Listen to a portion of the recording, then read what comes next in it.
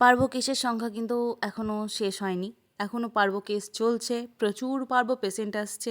একটা জিনিসই বলবো, সঠিক টাইমে ট্রিটমেন্ট শুরু হলে কিন্তু পার্বো কেস একদম সুস্থ হয়ে যায়। তাই দেরি না করে প্রথমেই ট্রিটমেন্ট শুরু করুন। আমাদের পার্বো কেস প্রায় 200 ছাড়িয়েছে। আমার কাছে 130টা মতো কেস, সুদীপদার কাছে আরও বেশি, বাপ্পার কাছেও বেশ কিছু, সব মিলিয়ে আন্দাজ 200 ছাড়িয়েছে আমাদের পার্বো পেশেন্ট।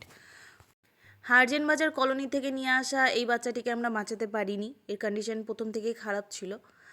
আর আরেকটা যেই পোস্ট আমরা করেছিলাম স্ট্যাটাসে, যে একটা অদ্ভুত টাইপের রোগ দেখতে পাচ্ছি, অদ্ভুত রোগটা আর কিছুই না, যে কোনো কুকুরেরই দেখছি গলা ফুলে যাচ্ছে ইদানিং, ছোট বাচ্চা বড় সবার ক্ষেত্রেই এই সিমটমটা দেখছি। গত বছরে রিকেট কেস বেশি ছিল, কিন্তু এই বছর গলা ফোলা কেস সব থেকে বেশি। ঠান্ডা লাগার কারণেই হোক বা কৃমিজনিত কারণে গলা ফুলতে পারে।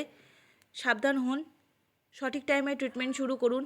ভিডিওতে ট্রিটমেন্ট বলা সম্ভব নয়, কারণ অবশ্যই প্রত্যেকটা কুকুরের সিমটম ওয়াইজ ট্রিটমেন্ট চেঞ্জ হবে, বয়স বডি ওয়েটের অনুযায়ী মেডিসিনের ডোজ বদলাবে।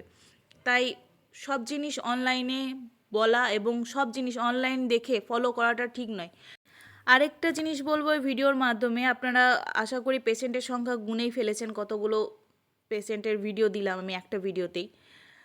তো একটা জিনিস বলবো, নিওম্যাক মেডিসিনটা ভেবে চিন্তায় ব্যবহার করবেন। অবশ্যই কোনো ভেটের পরামর্শ নিয়ে নিওম্যাক ব্যবহার করুন, কারণ আমাদের কাছে বর্তমানে এমন অনেক কেস আসছে যারা ভুলভাল নিওম্যাক ব্যবহার করছেন। এরকম করবেন না।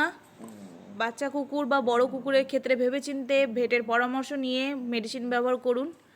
আর এই বাচ্চাটিকে আমরা বাঁচাতে পারিনি, কারণ ওর গলা ফুলেছিল, একদম শেষ কন্ডিশনে আমাদের কাছে এসেছিলো। তা অসুস্থ থাকার দরুন রাস্তার সাইডে শুয়েছিল এবং একজন মোটর সাইকেল ওর ওপর চাপিয়ে দেয়, বুঝতেই পারেনি যে বাচ্চাটি বেঁচে আছে, এবং গলা ফুলে থাকার দরুন সে চিৎকার করতে পারেনি। ও শেষ কন্ডিশনে আমাদের কাছে আসে এবং ট্রিটমেন্টের আধা ঘন্টা পর সে মারা যায়।